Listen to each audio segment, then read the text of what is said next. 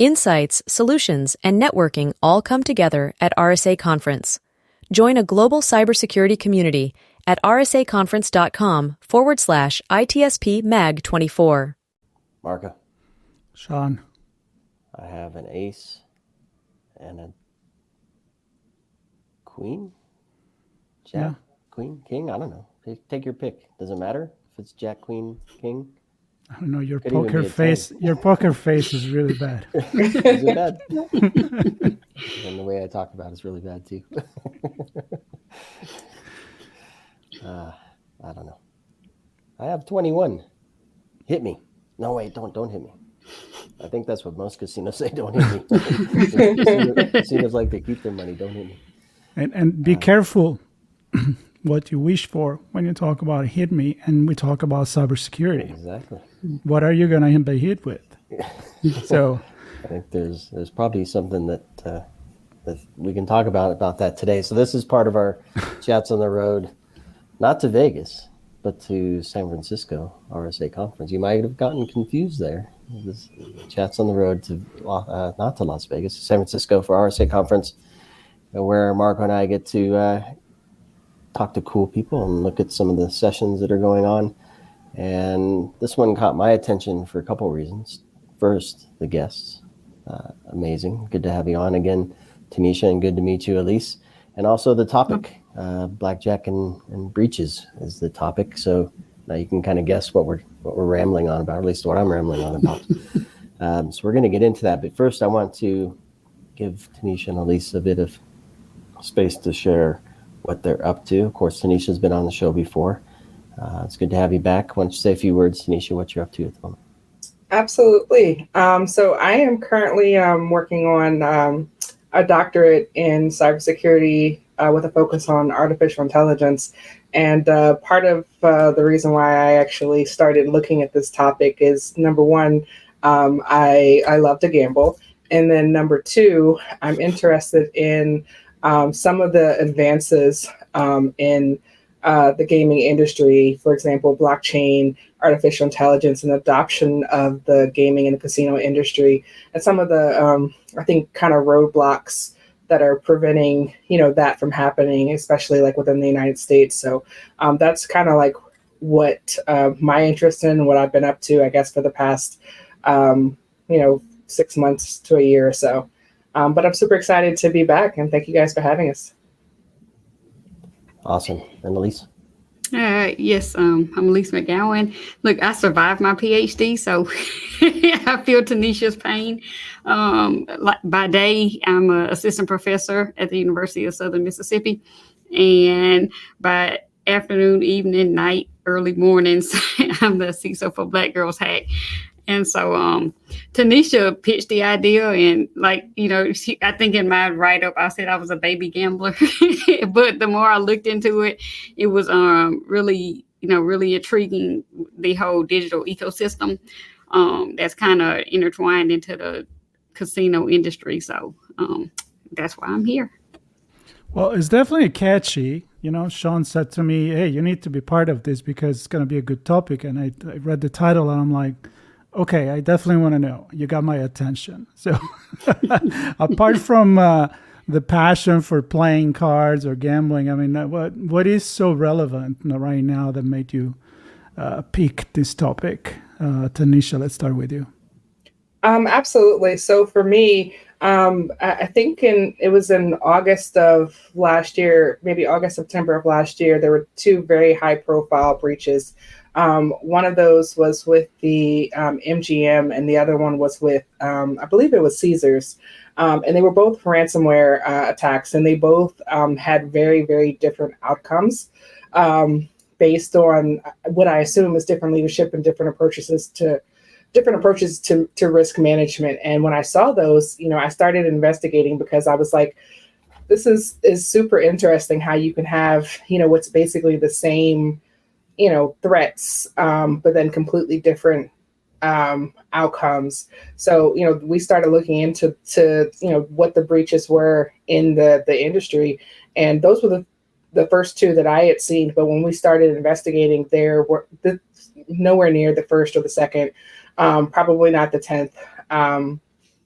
number of breaches that have happened in this industry. But I think that what stood out to me, I actually had visited an MGM property during the period where this was going on, because I think it took several months for it to kind of resolve and for them to get back up and running. And it was very interesting the way that things were impacted. I think there was probably a bigger impact there than it was like at the beginning of COVID, which was crazy. But, because so many things were interconnected, I think that it basically, to some places, brought them down to a halt, which I thought was super interesting, because I was like, how are all of these things connected online, and should they be?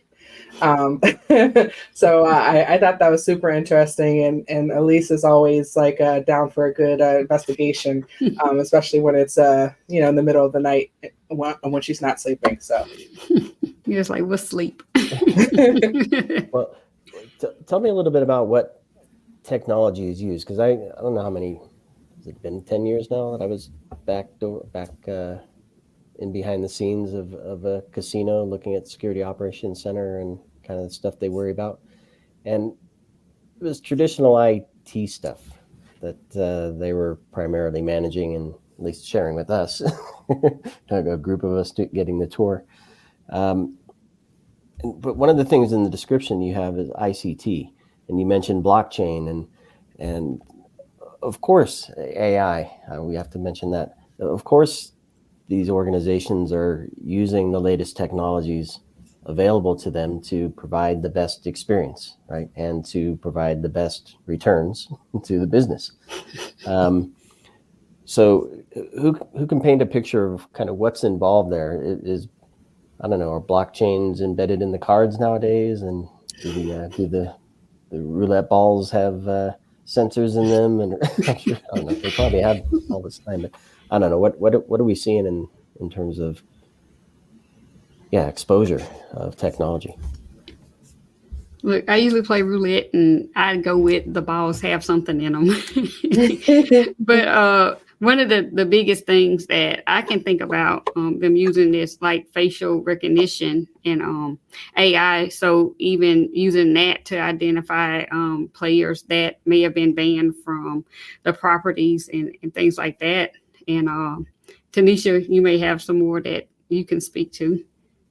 Yeah, I was one of the things that I found interesting. Like, I don't know if you guys watch, like, for example, poker. I watch a lot of online poker, and what's interesting is that they have, like, for example, RFID chips in the playing cards, for example. And like all of the systems that they basically use, if you imagine like all of the different games between the ones that play cards, the ones that play dice, there are different ways that these things are connected. And I think that the thing that I found interesting is that when you look at the use of, when we're talking about AI, for example, when you look at the use of AI for a casino, like, it makes sense to me that they would be like, hey, Tennisha likes playing poker, so we're going to send her some deals for poker, or she likes staying in nice hotel rooms, so we're going to send her some deals for that, right? But what was interesting is the way that a lot of the games themselves shut down during the breach, right? And the ability to see like which games were up and running. You would think, all right, well, maybe it's just the slot machines, but it wasn't just the slot machines. There were also table games and other things that were in place as well, which to me was like, hey, there's a lot more things that are interconnected here than you would think just from face value. So that makes me think one thing. I'm actually reading a book right now called The Battle for Your Brain, which is all about the use of IoT devices and the study the frequency of your brain, which pretty much still we're going to be reading your mind.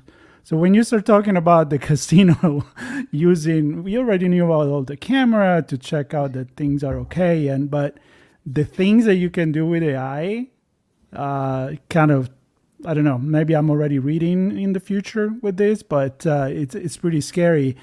And again, how do you treat it in a way that you can just be safe or create silos or compartment where you say you were shocked that it would have affect everything, or let's say a lot of things. So how is that? Does it need to be all interconnected like this?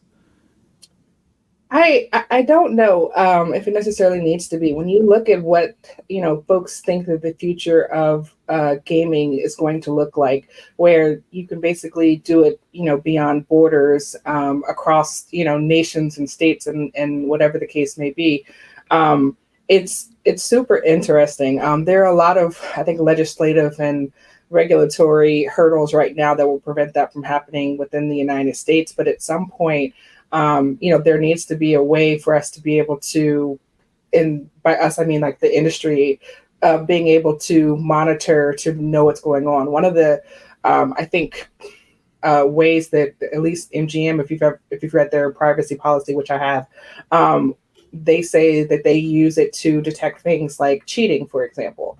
They also, use things like, they mentioned your biological material. I don't know what that means to this day, but I found that interesting. But then also things like license plate readers and, facial recognition. That's, I think that's standard par for the course type of things, right? But when you're talking about, the wave of the future, like let's say if you're wearing a VR headset, right? And you go into the casino and they're like, hey, Tennisha, the game you like is over this way. The food that you like is this way. Folks that you typically play with are in the casino. They're at this table and this, what I'm saying? This machine hasn't hit in, X amount of time, right?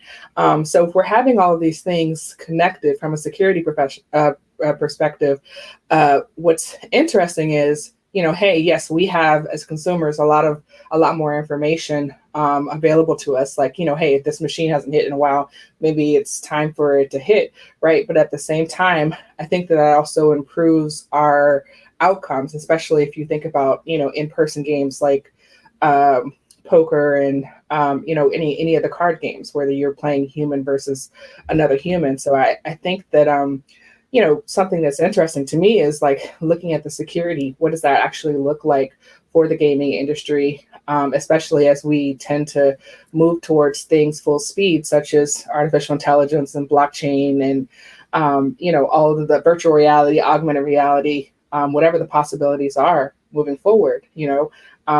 We need to do that in a way that takes a look at the security of the system in a way that, we can still have fun, but, we're protected as well.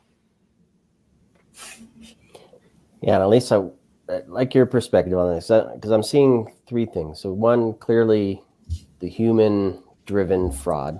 They're trying to get a handle on that, and they're using technology to do that. If they do that too well, that may impact legitimate players, right, and their experience, and might make it less fun at the casino. And then there's just the general business side of it. We have to make enough money to provide an experience, so we're using technology to do that. But now we're also exposing ourselves and adding more risk for technical or digital type of fraud. So it's this juggling act, if you will. And every company has it, not just casinos, but this juggling act. So I'm wondering, how do you perceive organizations like the casinos kind of tweaking those knobs and flipping those levers and sliding the slides to find that right mix of risk, reward, experience, revenue, all that good stuff, shareholder value? Well, I guess just like with every other industry, it's all about, balance, balancing, figuring out what your risk appetite is and, providing, figuring out how to move forward.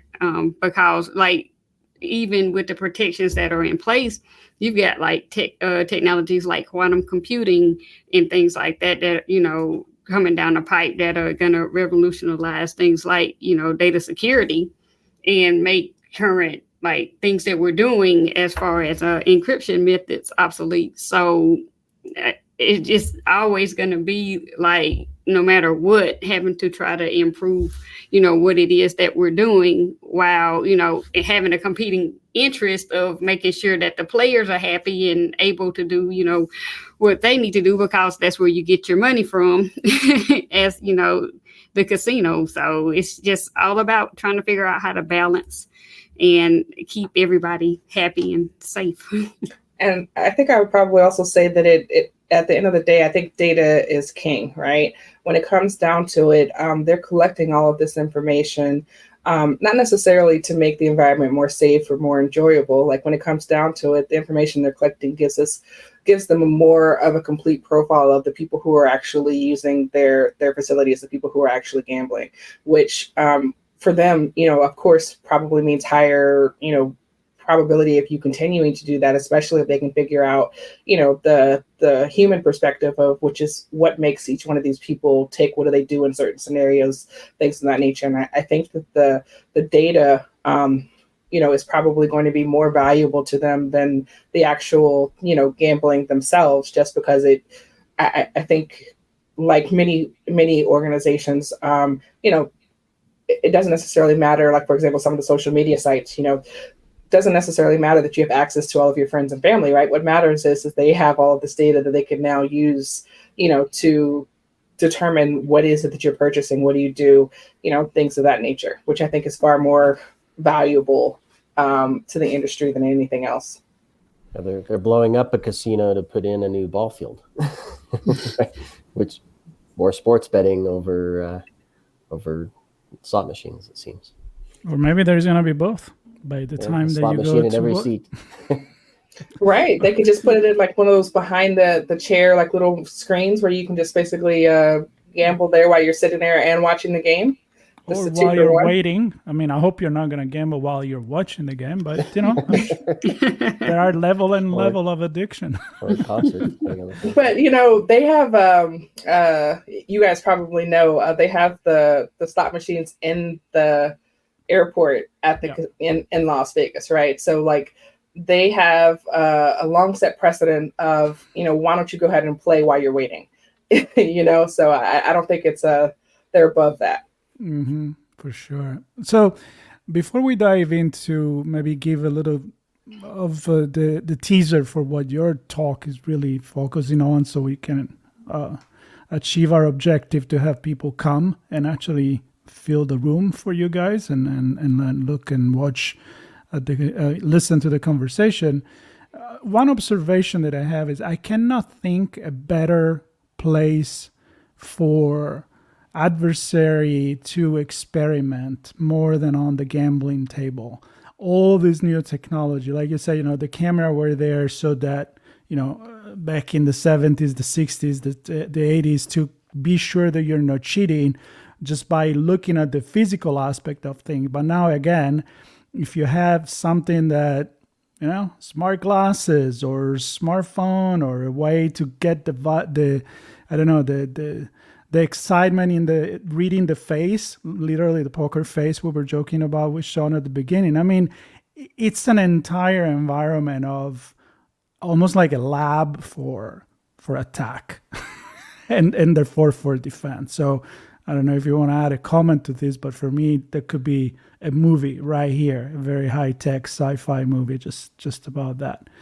And I think that they're shooting for that, very high-profile, movie aesthetic, and I think that when we tend to design systems, we tend to go with the outcome in mind and build security in as an afterthought, right? Mm-hmm. So, as a hacker, for me, like that seems like super interesting. I'm not trying to get banned forever or anything like that, but I would love to be involved in like either physical or pen test of the casinos, because right. Right. Just from as a player, I think it's super interesting to see the technologies that they have, how they're interconnected, how the traffic flows, right? Because for the longest time, unless you're at like a slot machine, if you're like at a table, for example, they don't want you to have a phone there with you. And part of that is, in my mind, I've always thought it was because they don't want you basically tracking the outcomes of the hands to try to, generate, probabilities or whatever. In my mind, that's what I figured the reason for the ban on phones. But, I've seen over the last couple of years that some places are becoming more lax in terms of, that restriction. So I would really love to see, how that works, because it would literally be like a huge playground for me. Like if they let me loose in a casino and we're like, go forth and hack and do your worst. And like, I get that, get out of jail free card. And like, that would literally be what, a playground would look like for me. Yep. Look, I've got all my lockpick tools ready. They can call me anytime. I'll volunteer. Right. I don't even necessarily know that they would have to pay me, because that just sounds like it would be a lot of fun. Just don't put me in jail. Right. Need all the signed documents. Well, they don't mind your phone being in there now, because you connect to their cell tower, not the carriers. True. And they can see all of your traffic, which is the other thing that's interesting. Because, I think most people, non-security professionals, think nothing of, hey, my phone doesn't work when I get in here. Like, let me connect to their Wi-Fi. And then when you connect to their Wi-Fi, they basically see all of the traffic for what it is that you are doing. They get access to that. And if you look at their their privacy policy, the terms and conditions, like the things that they're allowed, like they've covered pretty much all of the things. And I'm looking at here and I'm like, they have a breach. I would expect, like, hey, maybe my phone and, my credit card numbers are released, but like the types of information that they're tracking today, and not to pick on them, I just happen to be researching them for a project. But the type of information that they're tracking, points towards a future which is very integrated, which includes, things like artificial intelligence and virtual reality and, blockchain. And I think it's going to be super interesting once they start getting over, like I said, some of those regulatory and legislative hurdles, to be able to, make it so that you can play anywhere, at any time. So they could see me searching for how to count cards on my toes. All right. Well, let's do this. We could talk about this for a long time, I'm sure. But I want people to come see you at RSA Conference Wednesday, May 8th, 2:25. Your session is Blackjack and Breaches: History of Ransomware on the Casino Industry. You gave us a snippet, Tennisha, of why this came to be, but who do you want to join you there? Who are you speaking to as part of this session? What do you hope they get out of this? I'd say it's probably split. I'd say it's interesting for your, avid gambler, but I think as security professionals, it's also interesting as well, because I think that when it comes down to it, when you're just looking at, like I said, for us, the difference between like the two situations, which happened basically, I think, within mere weeks of each other, and the severity of the outcomes in terms of financial and the length of time that it took to recover from it, I think are both super interesting. There's some lessons learned there. And I think also when we look at the history of what, it looks like across all of the different gaming industry, the different casinos and the different breaches that they've had over the past. And I think if I'm not mistaken, I think maybe we identified like between 10 and 15 different breaches that have happened. My hope is that it would help to improve security within the industry. And then, cybersecurity practitioners can look at some of the parallels that exist in terms of, your response to issues, having a reactive approach versus a proactive approach to security, which I think a lot of the casinos do. We've seen some trends which, let you know certain things about the industry as a whole. And, we're going to say, hey, this is what we're seeing. This is some recommendations that we can provide that on how to make it better. And, for people who are maybe not necessarily in the gaming industry, this is what you can take away just as far as being able to look at the the breaches that happen and, assess what's the best way to move forward in terms of lessons learned. Aleise, anything to add to that? Nope, she covered it. That's the biggest thing that I was going to say was that, it's applicable to multiple industries or whatever. And the actionable items that, we'll give during the presentation can definitely be applied. Yeah, I was definitely thinking when you were going over all the things like the parallel with airport security or other venue of entertainment, like big parks and all of that, where you need to show that everything is sparkly and safe. And in the backstage is where a lot of things are actually happen so that you can enjoy your gaming, your entertainment, and everything you do in those locations. So I think it's exciting. Definitely going to try to stop by when we are now I was going to say Las Vegas. I'm thinking Las Vegas right now. Actually San Francisco. So Moscone. And we're looking forward to see you guys there. And Sean, well, we can get don't bring your card, please. Just I'll leave the cards back. We can do our pretend casino at the arcade museum. I'm sure we'll find something to give us I'll play pinball. You're risking a quarter. Nice one. Well, it's a pleasure to have you both on, Tennisha and Aleise. And thanks everybody for listening to and watching this episode, our Chats on the Road to RSA Conference. We have loads more coming up, and of course, lots of fun stuff on location there, Marco and I.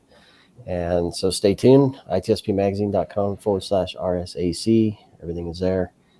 And we'll see you all very soon. It's coming up very quick. So thanks, everybody. Thank you. Thanks. Insights, solutions, and networking all come together at RSA Conference. Join a global cybersecurity community at rsaconference.com/ITSP Mag 24.